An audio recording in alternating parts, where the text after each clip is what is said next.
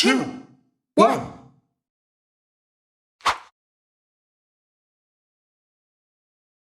Bismillahirrahmanirrahim. Assalamualaikum warahmatullahi wabarakatuh.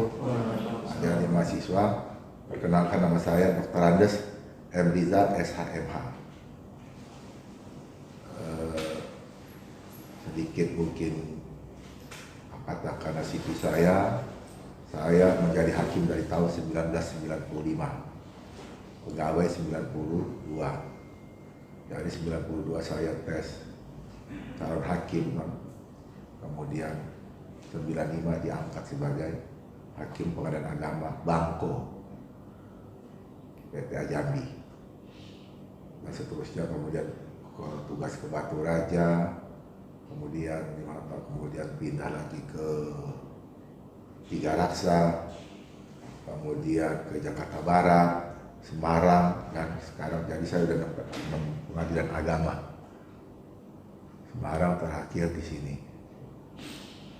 Itulah sekilas perkenalan terkait dengan perkenalan kita. Kemudian terkait dengan wawancara itu kan, silakan saja kalau memang ada yang bisa saya jawab akan saya jawab ya, terkait dengan etika profesi hukum. Sedikit untuk pengantar barangkali, saya tidak batasi mau bertanya entah mungkin itu proses persidangan atau etika, tapi yang jelas sedikit saya kasih gambaran bahwa etika profesi hakim itu sudah diatur ya oleh nanti silakan saja di sekarang kan sudah gampang tuh, tinggal buka Google, di browsing ya kan, ketik perilaku hakim, pedoman perilaku hakim, itu ke SKB antara Ketua Mahkamah Agung dan Komisi Yudisial, itu terkait dengan pedoman perilaku hakim. Nah, saya ingin menjelaskan begini supaya adik-adik mahasiswa paham. Kewenangan KY itu terkait hanya perilaku etika. Jadi di Mahkamah Agung itu ada juga namanya Badan Pengawasan.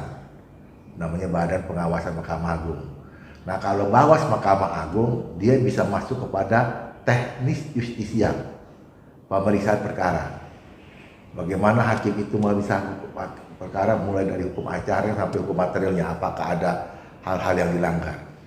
Nah, begitu juga KY dia hanya menyangkut kepada perilaku, integritas hakim, perilaku pedoman hakim, ya.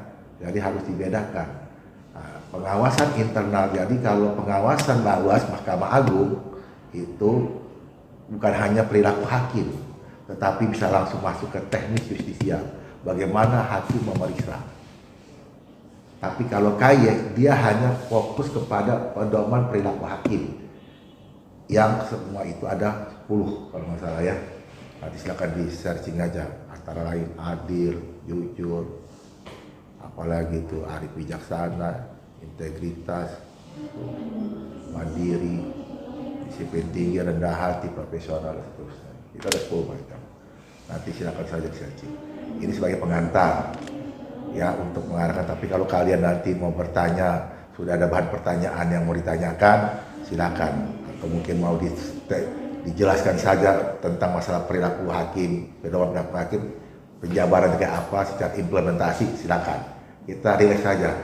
Tapi saya batasi ya, kan ini hari Jumat ya, paling tidak jam 11, 10.30 lah ya, tengah 11. Tapi kalau hari ini silakan saja. Batas saya sampai jam 11 berapa-apa. Silakan. Ada perlu pendalaman dulu nggak tentang masalah pedoman perilaku hakim, terutama terkait dengan implementasi. Karena kalau teori gampang, ya kan? Kalau teori itu udah bagus, cuma implementasinya di mana kan gitu. Kalau memang kalian mau, saya akan jelaskan satu-satu, tapi sejarah garis besar apa itu adil. Adil itu berarti kan menempatkan sesuatu. Adil itu harus menempatkan sesuatu pada tempatnya, gitu ya. Dan ini semua antara hakim itu harus bersikap adil, jujur, kemudian arif dan bijaksana, mandiri, integritas tinggi, rendah hati, seterusnya. Itu semuanya, itu perilaku itu semuanya bersinergi antara satu dengan yang lain, itu semuanya saling bersinggungan. Contoh, adil dan jujur kan sama itu. Jujur itu mengatakan yang benar itu benar, yang salah itu salah. Kan sama dengan definisi adil tadi, kan gitu ya. adil itu menempatkan sesuatu pada tempatnya. Yang hak itu katakan hak, dia kalau dia punya hak, memang hak. Yang dia punya kewajiban. Nah, dalam praktek, nah di sini yang saya langsung masuk ke dalam praktek, ya. Itu ada lagi arif dan bijaksana. Arif dan bijaksana itu maksudnya apa? Hakim itu harus menggali nilai-nilai norma yang ada dalam masyarakat. Karena tidak semua undang-undang itu mengadopsi semua nilai-nilai hidup dalam masyarakat. Nanti akan saya jelaskan bagaimana seorang hakim itu harus arif dan bijaksana ketika dia menemui perkara yang tidak ada hukumnya. Nah, tapi dia punya koridor. Koridornya apa? Itu tadi perilaku pedoman hakim. Segini. Gitu ya. Itu saya kasih gambaran 3 macam saja yang saya bilang tadi. Adil, jujur, kemudian bersikap arif dan bijaksana, mandiri, itu bersinergi semuanya itu. Beda-beda tipis. Sama juga dengan mandiri. Hakim itu harus mandiri, nggak boleh sedikit-sedikit minta bantuan ke pihak luar. Siapa? Mudah-mudahan bisa ngambil foto. Gitu ya. Jadi ini saya jelaskan tentang masalah pedoman perilaku. Nah ini itu fotografer. Nanti kalau ada apa mau minta tolong kalian ada di handphone. Jadi gitu ya, terkait dengan perilaku hakim. Kemudian ada juga integritas tinggi.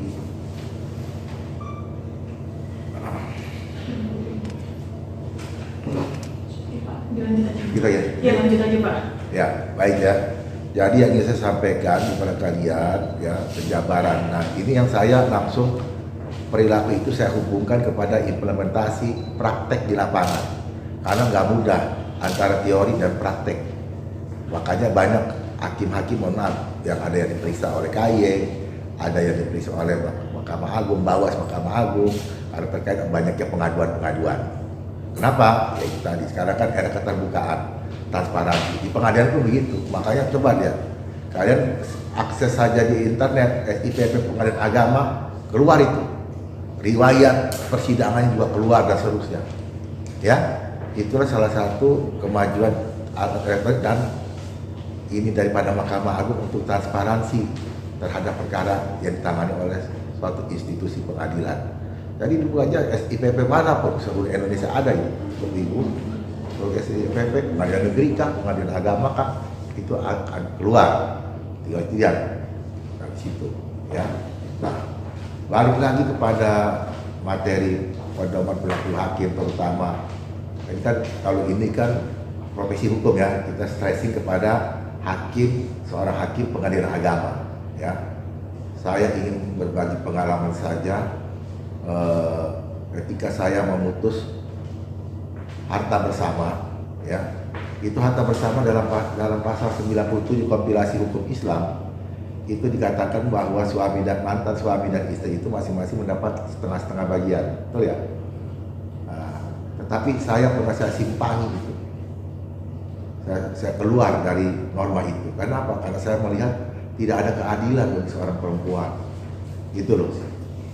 Jadi disitulah hakim punya kapabilitas, integritas, profesionalitas. Terakhir itu yang ke-10 itu profesionalitas dalam pedoman perilaku hakim.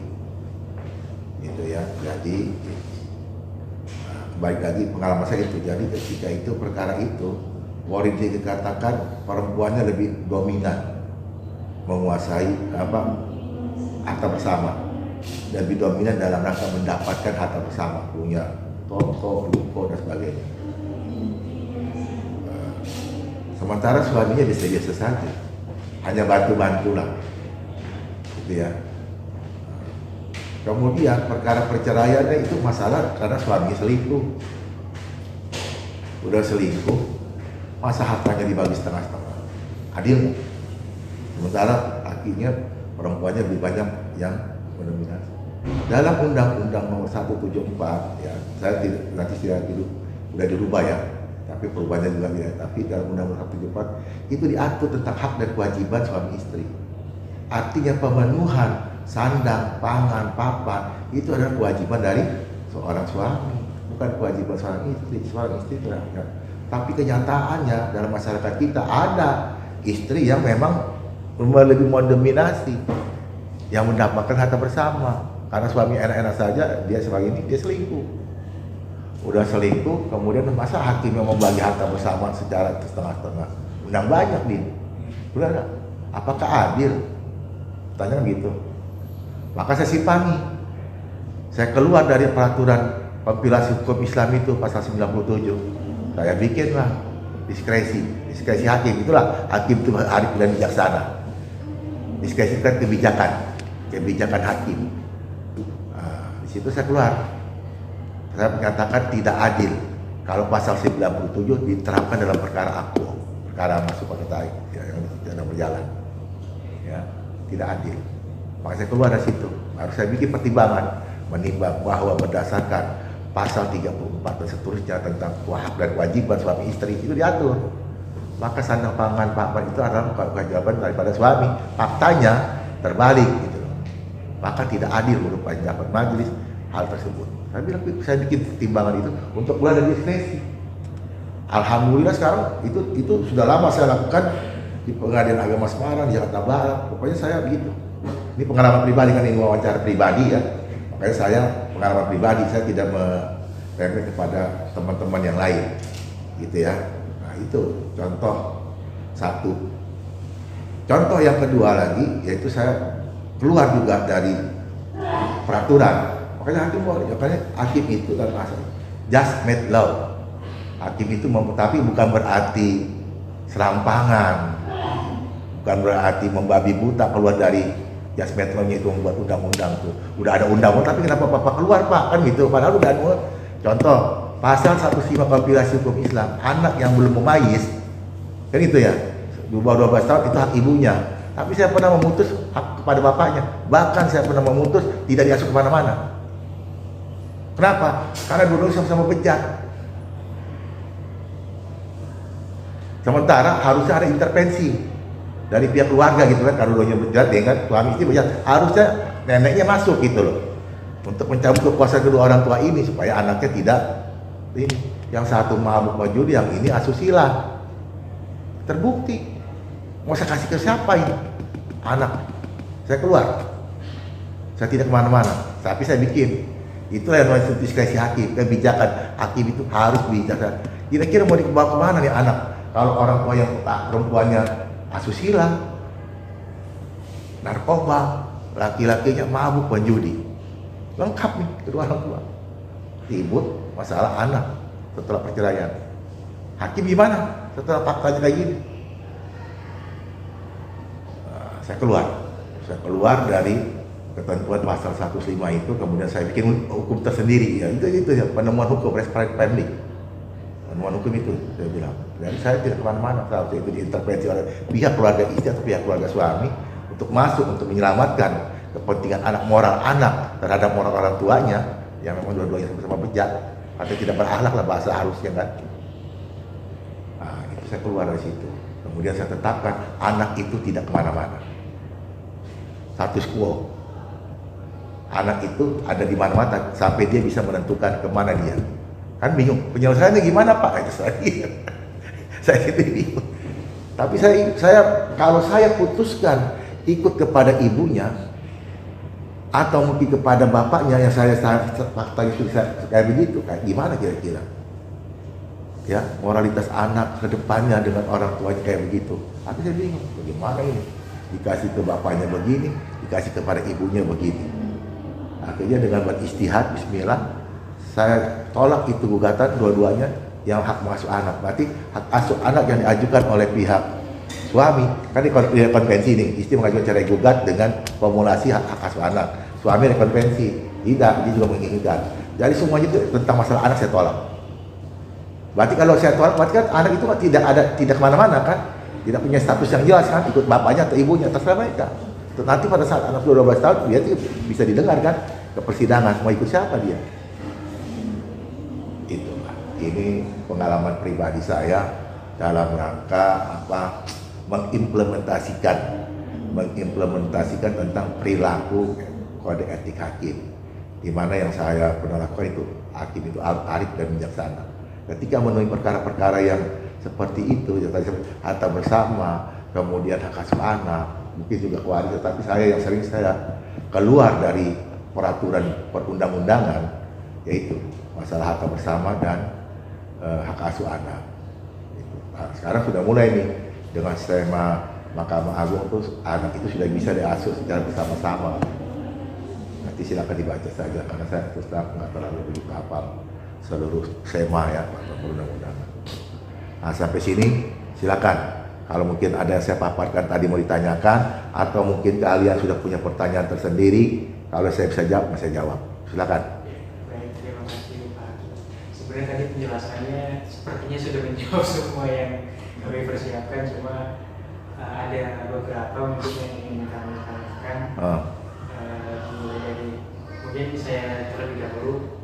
Tadi Pak Hakim menjelaskan tentang hakim harus mandiri, dan di lain sisi dalam persidangan juga ada asas keterbukaan yang dimana kita tahu di zaman sekarang ini media sosial ataupun di dunia maya itu sudah sangat luar biasa, bahkan persidangan itu sudah menjadi tontonan untuk seluruh masyarakat. Betul. Nah, untuk menjaga etika, untuk menjaga kemandirian Pak Hakim, bagaimana dengan adanya sidang yang terbuka untuk umum, bahkan untuk seluruh media sosial yang biasanya netizen bahkan mungkin seorang hakim atau seorang jaksa dan sebagainya bisa diserang secara personal lewat akun pribadi, itu bagaimana untuk menjaga kemandirian di era yang sebegitu terbukanya Pak? Ya, ada saya supaya peraturan Mahkamah Agung atau mungkin SEMA Mahkamah Agung terkait dengan perekaman pengambilan gambar di ruang sidang. Ada itu.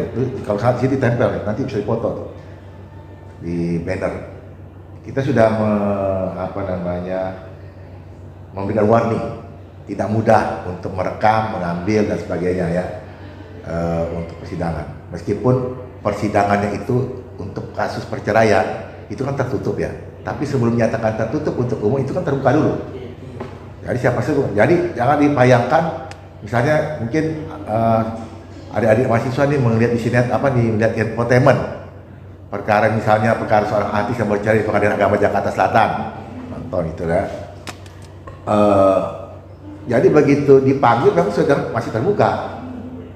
Jadi situlah kesempatan para mass media ya mengambil foto. Bahkan saya waktu di Tiga Raksa itu saya pernah menyidangkan juga perkara artis. Salah satunya itu, tapi yang nggak saat ini grup Dewa. Kemudian Macica Mukhtar tentang isbat nikah dia dengan Murdiono, itu saya menyidangkan di Tiga Raksa dulu. Jadi dia udah tahu itu media massa tuh udah siap dia. Belum lagi ini dia udah pagi-pagi udah nongkrong di pengadilan. Nah, begitu sidang ini dinyatakan terbuka untuk umum, kan dibuka dulu terbuka untuk umum, dia masuk tuh. Saya kasih kesempatan, silakan ambil gambar 5 menit. Terus setelah itu, begitu sidangnya tertutup, selesai. Nah, pertanyaan itu Tegar ya. Nah, kalau pertanyaan Tegar tadi, Pak, gimana secara personal? Nah, inilah kembali kepada kode etik. Makanya hakim itu tidak boleh membongkar. Makanya coba lihat, humas-humas pengadilan agama maupun humas pengadilan ini, dia hanya mengkasih jawaban itu secara gambar umum. Contoh, Robin Unso, kita ambil yang pengadilan negeri deh. Kan humas pengadilan negeri cuma menyatakan Ruben Unso sudah mendaftarkan perkara tanggal sekian, akan disidangkan tanggal sekian. Masalah materi perkaranya apa? Kita nggak komen. Nah itulah disitulah terjaga integritas hakim. Gitu loh. Di situ integritas hakim meskipun ini kan. Nah, tetapi balik lagi yang tadi, Pak, bagaimana kalau secara personal? Misalnya ya, saya punya sahabat atau saya punya saudara wartawan, saya bocorkan. Nah ini balik lagi pada kita. Kalau itu sampai bocor dan ada pihak yang merasa dirugikan karena saya, maka saya diperiksa oleh KAI. karena menyangkut pada perilaku hakim. Tetapi kalau saya sudah memutus perkara, maka dilihat konteks putusannya, itu yang periksa KY dan Bawas. Bisa turun dua-duanya itu. Yang meriksa KY bisa juga Bawas. KY memeriksa perilakunya, pedoman perilaku yang 10 tadi itu, 10 pedoman perilaku hakim. Bawas memeriksa tentang teknis justisialnya. Apakah udah benar ya hukum acaranya, hukum materialnya. Kayak gitu ya. Jadi balik lagi kepada, tapi saya ingin sampaikan secara umum, khusus perkara perceraian itu memang tertutup untuk umum. Jadi kalau dia masuk itu hanya belum menyatakan tertutup untuk umum. Setelah menyatakan tertutup umum, dia masuk. Kemudian kalau untuk pengambilan gambar dan segala macam itu memang ada ketentuan dari Perma Tersermati Sila 3 itu ada. Nggak boleh main sembarangan ngambil. Kalau itu terupload keluar, orang tahu itu bisa tuntut. Baik yang menyebarkan maupun yang mengupload. Nah, itu ada ketentuan undang-undang ITE itu ya. Gitu. Cukup jelas? Jadi kita bedakan, kalau kembali lagi persoalan ini kepada diri hakim itu sendiri, disitulah hakim itu karena ada koridor yang 10 perilaku hakim itu, nah, integritasnya gimana? Makanya implementasi kalau terkait dengan masalah yang 10 perilaku hakim itu kembali kepada diri hakim itu masing-masing, diri mereka sendiri. Ini kira-kira melanggar nggak? Kalau gini gimana? Nah itu. Makanya saya juga pernah menjadi humas di Pengadilan Agama Jakarta Barat waktu itu perkara Limbat. Ditanya udah masuk belum Pak? Saya katakan belum, karena memang saya ini, karena wartawan itu kan dia mencari informasi ya. Saya pernah jadi humas di Jakarta Barat, juga humas di Pengadilan Agama Semarang. Makanya itu kita harus memilah-milah yang mana yang konsumsi publik, yang mana yang tidak boleh konsumsi publik. Karena itu menyangkut privasi. Itu ya, kan? Silakan kalau ada lagi yang lain. Kalau misalnya terkait pengawas yang tadi dari MA sama KY. Apakah masyarakat bisa juga Pak? Apa Pak? Masyarakat kayak ikut ngasih tahu nih kalau misalnya pengampinnya bla bla bla bla, tapi nggak ada bukti, apakah dia bisa ngajak ke KY atau ke pengawasnya Pak? Ya, saya akan jelaskan begini prosedur laporan. Jadi pertama itu KY sama Bawas maupun KY maupun Bawas itu dia berdasarkan laporan tentunya. Laporan di masyarakat yang merasa dirugikan, laporan daripada para pihak yang merasa dirugikan atas kinerja itu hakim. Kan itu ya. Nah, kalau yang terkait dengan perilaku hakim, misalnya dia pernah melihat yang namanya hakim makan bareng-bareng sama pengacara itu gitu kan. Nah, itu kan perilaku berarti kan. Berarti kan hakim itu kan tidak menjaga integritas, tidak menjaga harga, menjunjung tinggi harkat dan martabat dia sebagai seorang hakim, ngumpul bareng-bareng. Makanya sekarang coba kamu masuk pengadilan rata-rata sudah hakim itu langsung turun kayak gini. Jadi nggak punya akses bertemu dengan para pihak salaman. Itu ya. Sekarang semua lembaga pengadilan konsep desain bangunannya tuh hakim tuh langsung turun ke ruang sidang. Jadi nggak lagi hakim lewat tempat antar sidang. Itu ya. Nah, balik lagi pada pertanyaan Sadam ya. Tadi Sadam tanya, Pak gimana? Jadi itu pertama KY atau Bawas berdasarkan laporan dari pihak yang merasa dirugikan. Kemudian Bawas atau KY, dia menyurati itu kepada ketua pengadilan. Ada pengaduan bla bla bla bla bla, disuruh bentuk tim internal lu di sini, diperiksa dulu kita di sini. Nah, kalau memang nggak selesai atau apa atau enggak, mereka langsung turun. Kalau yang mereka fatal, konsumsi publik misalnya ya, wah ini di masyarakat malah resah, itu mereka langsung turun. Baik dari KY maupun dari Bawas. Itu terkait dengan. Nah, sekarang bagaimana masyarakat? Nah, masyarakat cukup tahu dari itu. Kalau kita para pemerhati atau pengamat hukum, khususnya yang berkaitan dengan perilaku hakim, itu dia bisa melihat di laporan KY atau laporan Bawas gitu kan, terkait dengan siapa-siapa nih hakim yang dijatuhkan hukuman, apa masalahnya dan seterusnya. Itu nanti di laporan Bawas mungkin bisa diinikan. Tapi saya ingin sampaikan prosedurnya itu awalnya berdasarkan laporan pihak yang merasa dirugikan. Nah, kalau dia melihat itu hakim ternyata kongko-kongko dengan pengacara yang menangani perkara dia, nah ini patut diduga kan itu ya. Patut diduga hakim ini melanggar perilaku hakim. Dia lapor ke KY, gitu ya. Kemudian misalnya dalam putusan dia merasa dirugikan, nggak benar nih, masa kita punya alat bukti nggak dipertimbangkan dan sebagainya. Nah Dia bisa juga lapor ke KY dan ke Bawas, bahkan bisa turun tim baik dari KY maupun dari Bawas untuk memeriksa hakim tersebut. Gitu ya, jelas ya. Jelas, Pak. Silakan kalau ada lagi. Ya. Gini Pak, kan berdasarkan pengalaman Bapak ini sebagai seorang hakim, ada nggak poin kode etik yang menurut Bapak paling penting tapi suka sering diabaikan dari Bapak pasangan kalau ada? Iya. Ya itu tadi saya bilang, ya. Secara teori, ya kan? Secara teori hakim itu kan terikat kepada kode etik tadi yang 10 itu kan. Nah, sekarang bagaimana pengalaman, karena semua itu saya bilang tadi secara teori itu bagus dan itu saling bersinergi, artinya ada punya irisan antara jujur, adil, jujur, berpatah rendah hati, terakhir itu profesional. Itu tuh berkesinambungan semua perilaku itu ya, pedoman perilaku itu yang 10 macam itu ya. Nah, sekarang kata pertanyaan siapa tadi namanya? Zaka. Jadi Zaka. Jadi kalau gimana Pak? Yang lebih kira-kira pengalaman saya yang mudah dilanggar itu ya. Yang mudah dilanggar yaitu integritas. Karena beda-beda tipis integritas tuh. Jadi kita integritas itu kan begini, kewibawaan. Jadi integritas sama menjunjung tinggi harkat martabat hakim itu sama, irisannya juga tipis, beda. Jadi antara perilaku ini sama perilaku ini semuanya irisannya beda-beda tipis gitu, saling mengunci satu sama lain. Kayak contoh tadi ya, perilaku hakim itu harus bersikap menjaga integritas, kemudian menjunjung tinggi harkat martabat. Ini dua-duanya ini kan sangat erat. Integritas ya tentu menjaga harkat martabat itu sebagai seorang hakim kan begitu ya. Nah, dalam praktek kira-kira kata tadi Pak, yang mana yang kemungkinan lebih dominan untuk biasanya hakim itu melanggar kan gitu kan? Yang itu profesionalitas juga salah satu. Profesionalitas itu apa? Pengetahuan hakim terhadap hukum acara, terhadap hukum material, terhadap perundang-undangan. Hakim itu nggak boleh sembarangan mutus. Makanya saya ketika menghadap kalau perkara perceraian, mungkin kalau dokter, kita dokter puskesmas, orang datang kita tahu obatnya. Itu masalah perceraian. Tapi ada masalah yang rumit kayak ekonomi syariah, waris. Nah, saya harus baca itu. Itulah profesionalitas. Ada hakim yang nggak mau tahu. Ya, ini yang jadi banyak hakim-hakim itu karena masalah pelanggaran profesionalitas.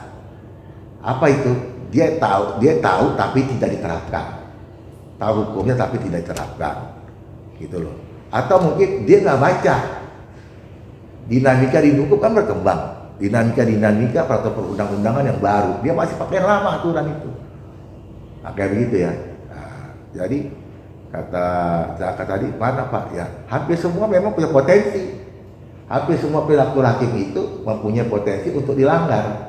Gitu. Tapi yang mana yang paling sering gitu kan? Yang lebih dominan, yang katakanlah hampir hakim itu rata-rata katakan secara tidak bisa kita kadang tidak ada data gitu kan.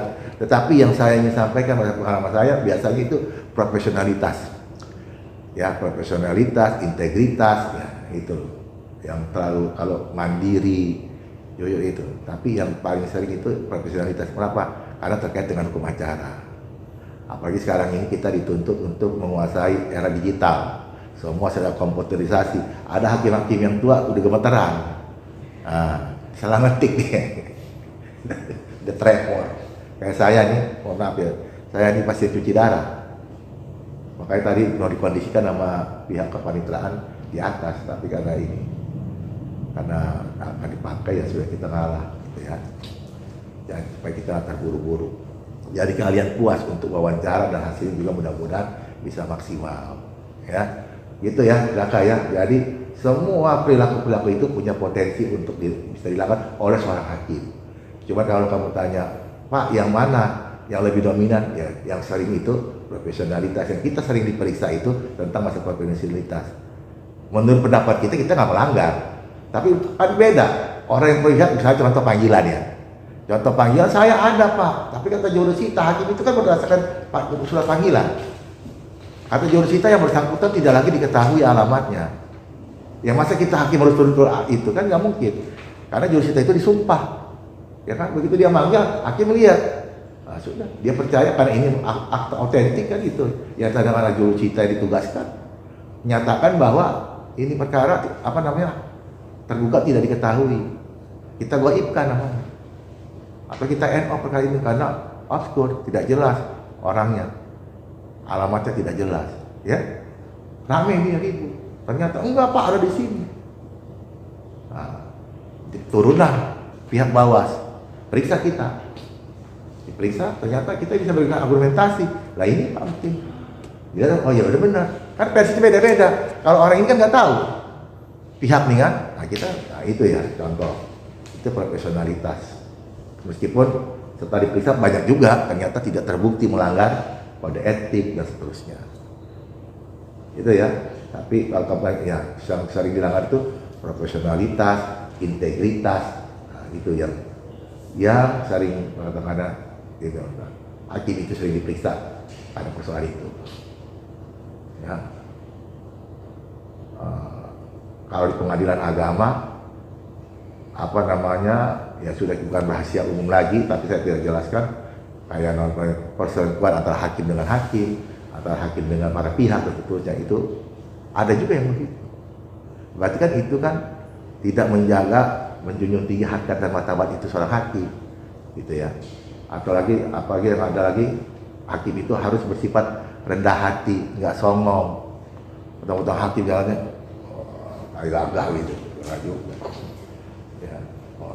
Bagi sekarang kan hakim ini sebagai pejabat negara, wah statusnya sama, nggak mau dia duduk di bangku belakang, harus di depan. Ada yang begitu, ada yang biasa-biasa saja. Kembali kepada semua itu, lagi-lagi saya sampaikan, kembali kepada diri hakim itu sendiri terkait dengan perilaku hakim.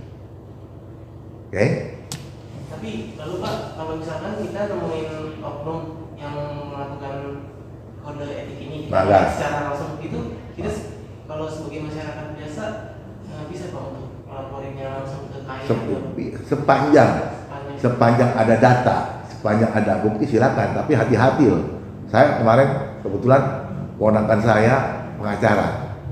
Nah, dia menduga kok kayaknya lawan hakimnya masuk angin nih katanya. Istilah bahasa kita tuh hakimnya masuk angin.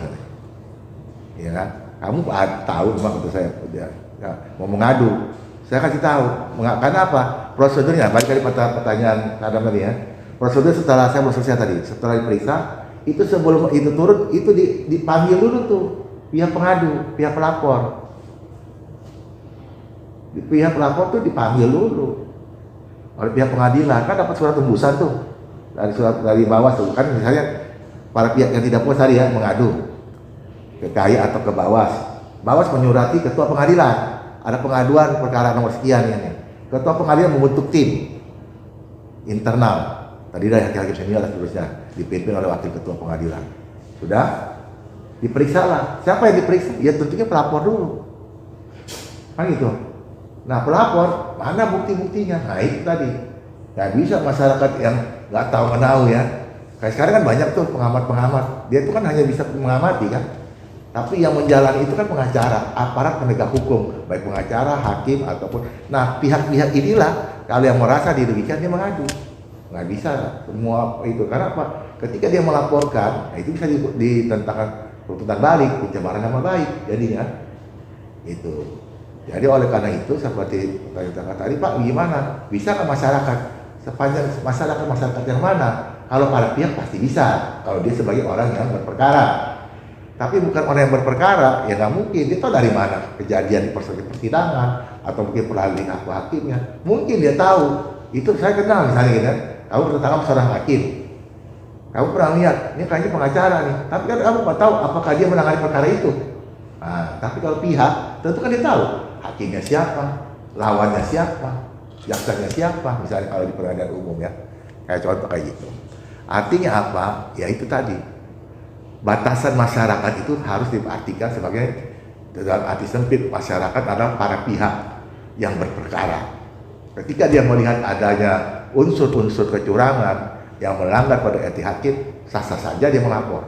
Bahkan ada satu presiden tembusan presiden, ini macam-macam, gitu ya. Nah, supaya ya itu tadi hakimnya diperiksa, gitu. Jelas? Nah, ada lagi silakan. Bagaimana sikap Bapak yang seorang hakim ini menemukan sama hakim yang melanggar? Ya, jadi sebagai teman sejawat, nah teman sejawat kita teman seprofesi, karena kita kan profesional gitu kan.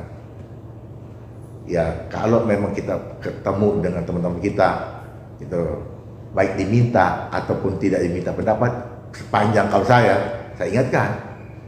Contoh, kami kan sering juga karena ruangan hakim itu, makanya di pengadilan agama itu hakim itu nggak ada yang satu ruangan satu, rame-rame. Jadi misalnya ada 10 orang, di sini 5, di sini 5, atau 3, 7, dan sebagainya. Artinya tidak sendiri. Ruangan itu tidak di-setting sedemikian rupa. Kenapa? Ya untuk diskusi.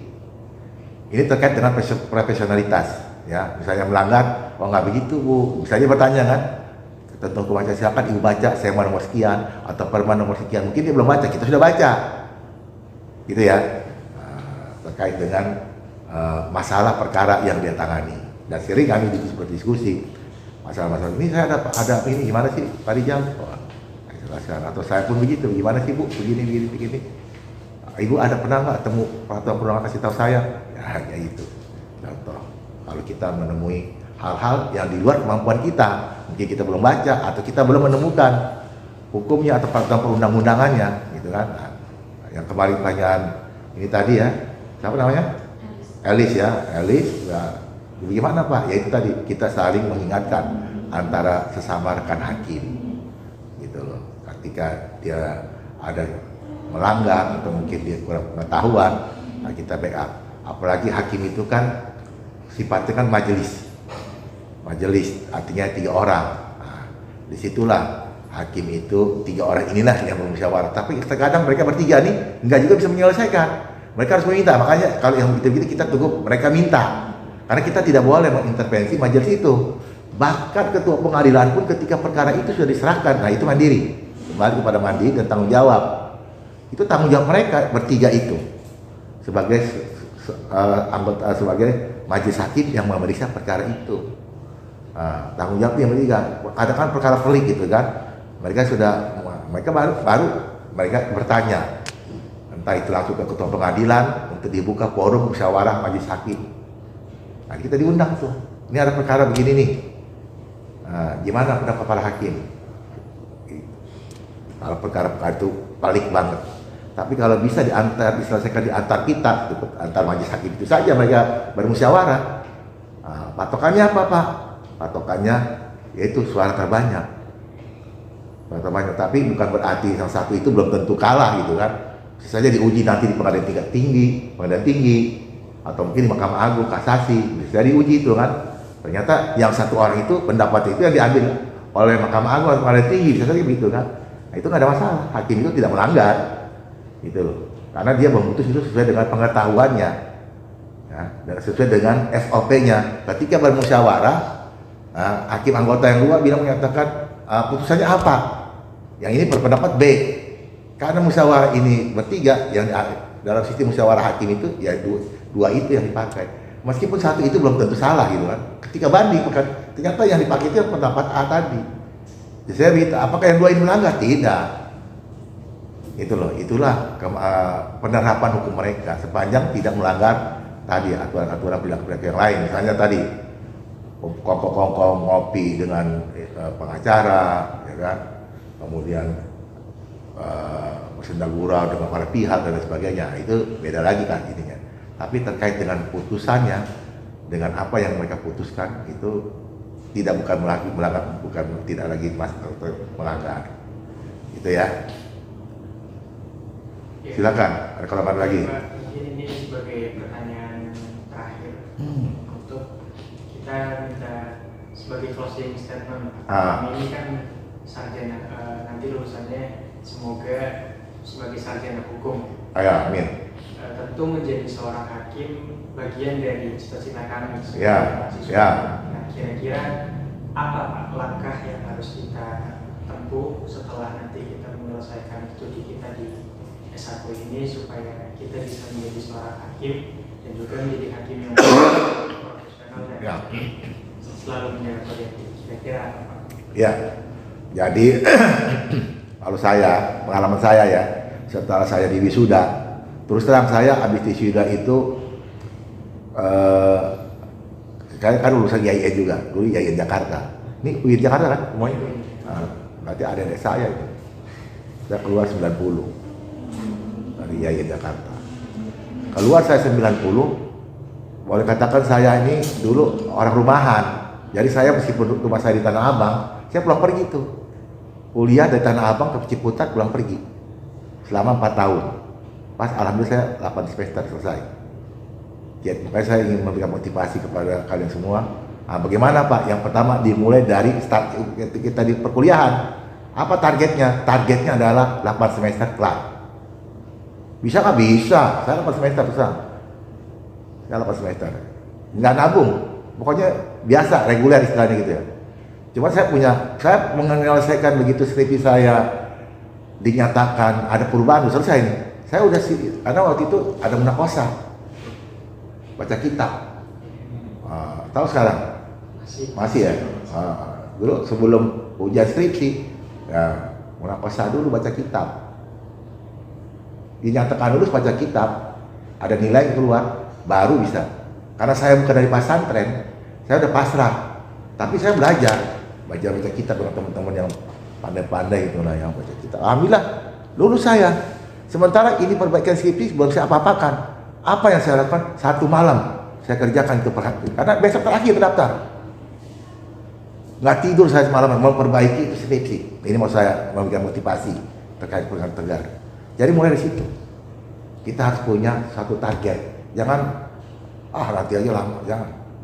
Karena sesungguhnya 8 semester selesai bisa, karena itu sudah kalau wisuda kan udah, itu kan program akademik. Tapi program kita itu 8 semester. Karena di semester 8, kalau dulu biasanya di semester 7 KKN. Ya kan? Nah, tahu sekarang masih ada nggak? Sekarang udah, ya pokoknya gitulah, pasti ada KKN kan. Artinya ada jeda di situ. Nah dari sekarang udah pikirkan tuh judul apa yang mau kita itu. Jadi harus ada target. Setelah selesai di wisuda, ini saya asik ya, namanya baru selesai kuliah segala macam kan. Bapak ini kan karena sebetulnya saya pengurus Ikatan Pencaksilat. Jadi saya aktif di pertandingan-pertandingan. Suatu saat, itulah mungkin perjalanan tak nasib ya. Kawan saya cerita, Jam, lo nggak main ke kampus? Enggak, ngapain? Itu teman-teman pada diskusi terkait dengan membahas soal-soal, soal-soal pendidikan calon hakim. Barulah saya kasak kusuk ke situ, main ke Ciputat, ke teman-teman yang masih bertahan. Kan ada juga orang-orang daerah dia belum pulang karena tak mau pulang untuk ikut tes calon hakim. Baru saya ke sana, dapatlah saya materi kan. Mulai dari tahun 9 sekian saya belajar. Nah, ini maksud saya, artinya punya motivasi, punya program, rajin belajar, ya. Harus ulet, apalagi sekarang ya susah. Betul-betul juga dulu zaman saya juga susah. Tapi sekarang ini kalau menurut saya lebih banyak logika yang bermain ketika hafalan kita hukum acara. Kalau saya tes hukum acara, hukum formil, hukum material, baca terus masih harkat kitab, bahsul kutub tuh, ya itu. Kalau sekarang nggak ada itu. Itu sekarang betul-betul SKD, SKB, ya gitu ya. Artinya kalau saya saran, kalau memang ini ada kesempatan, ikutlah bimbel. Kan sekarang ada tuh CPNS atau apa, mungkin ada. Nah itu, jadi kiatnya ya. Kalau kalian, saya sih berharap ada adik saya suatu saat. Ya, kita orang yang lulusan Fakultas Syariah, ya harus ke situ, harus ke Pengadilan Agama. Apalagi saya dulu, saya nggak tahu ya. Sekarang masih ada nggak? Kalau saya dulu jurusan Peradilan Agama memang. Kalau saya dulu 2 tuh. Waktu zaman saya masuk tahun 1986, 8586. Jadi itu hanya 2 fakultas. Jadi Fakultas Syariah 2 jurusan, Peradilan Agama dan Perdata Pidana Islam. Belum ada perbandingan mazhab. Kesini mulai banyak tuh. Saya tidak tahu sekarang ya. Saya dari jurusan Peradilan Agama. Waktu itu masih awam lah pemikiran saya tuh. Ibarat katakan polos kayak kalian nih. Yang penting suruh kuliah. Setelah saya kuliah, nilai keluar, bagus, tidak ngulang, itu aja. Dulu tuh. udah selesai saya. Nah, ya itu tadi Allah kasih jalan, teman ingetin, itu teman-teman pada belajar tuh di sana bahas soal. Nah, baru saya keciputan ke rumah teman-teman tuh. Nah, sekarang kan tidak, sekarang udah era digital, semua ada di YouTube. Nah, saya bilang tadi, kalau kalian betul-betul ingin menjadi seorang hakim, ya itu tadi harapan saya, belajarlah dari segala sumber. Karena sekarang ini, kalau dulu hukum acara kita tidak bisa ngapal, hukum material tidak bisa baca, ya kan? Tapi kalau sekarang di luar itu, karena lebih banyak logika, gambar ini yang mana, kan begitu ya. Saya pernah melihat model-model tesnya, terus si A pergi ke sini sekian jam, berapakah jam yang harus ini A, B, ya semuanya nembak semua. Tapi itu kan harus berpikir dalam waktu sekian menit, kan gitu ya. Itulah saya sarankan pada kalian, seperti tadi ada motivasi yang kuat. Saya harus tembus, bukan nggak bisa. Meskipun saya juga tidak bisa, ini banyak juga, mohon maaf, anak-anak hakim dan anak hakim abang. Emang sekarang susah, anak saya berapa kali nggak lulus. Saya nggak ambil contoh orang lain. Anak saya aja dah, SKD-nya secara angka lulus.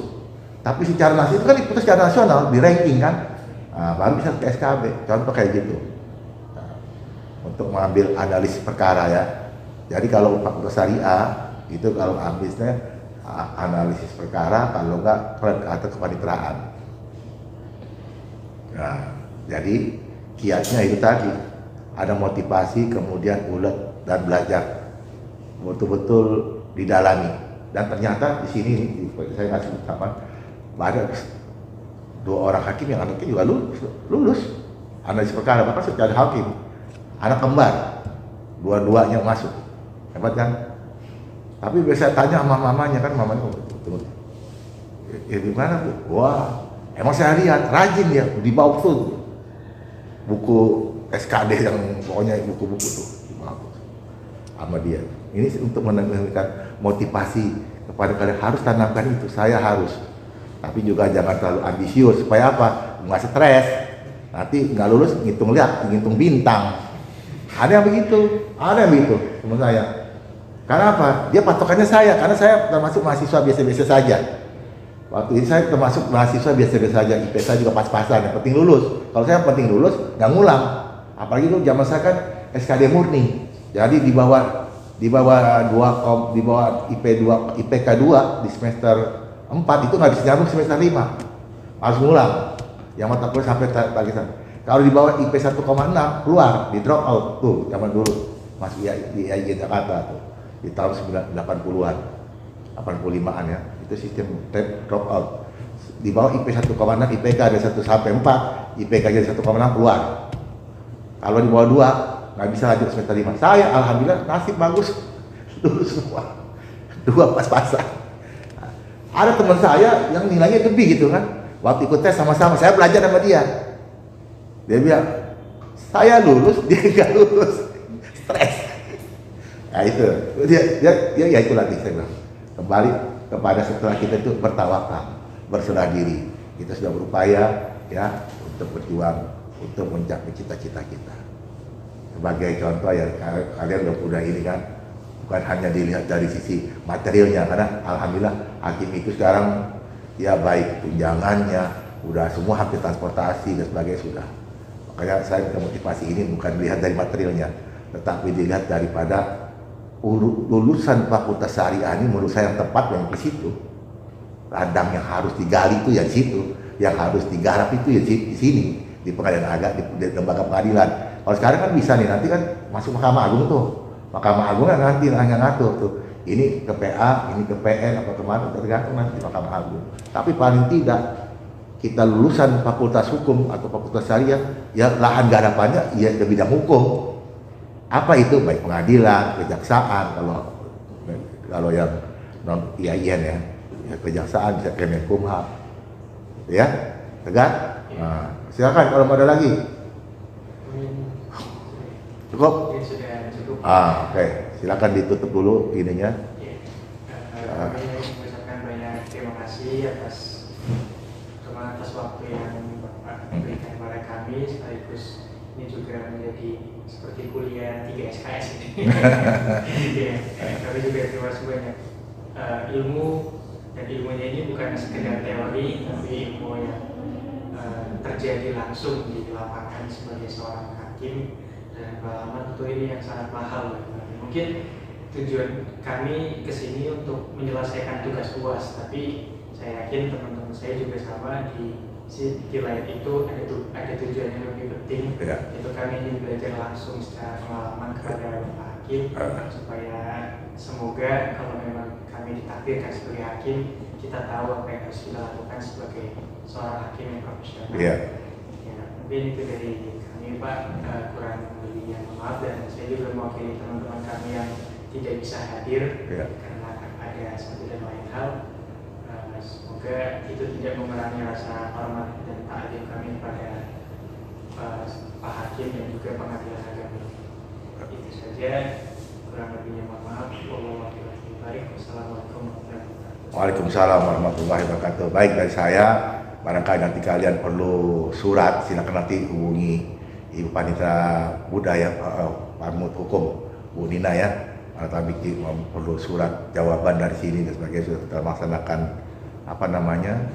wawancara dan sebagainya ya. Nanti bisa cantumkan di situ nama saya, tanya aja sama Bu Nina siapa namanya kalau yang tadi belum ditulis. Nah, kalau memang diperlukan ya. Kemudian sekali lagi dari saya sebagai penutup, yaitu tadi saya juga ingin memberikan motivasi kepada kalian ya, terkait dengan giat-giatlah, harus tanamkan 8 semester selesai. Itu yang terpenting. Karena disitulah cikal bakal kita bisa sukses atau tidak ke depannya. Kenapa kalau malas-malasan? Karena skripsi itu kayak apa ya? Bisa kita kerjakan semalam bisa. Tidak juga. Tergantung kita. Orang sekarang kan sudah banyak Google. Tinggal copy paste. Dulu saya ngetik manual, track, pakai kata sipek. Wah, sekarang kan udah enak lah kata saya ya. Karena kemudian saya ngambil S2-nya juga udah mulai komputerisasi saya. Ya alangkah dulu ketik.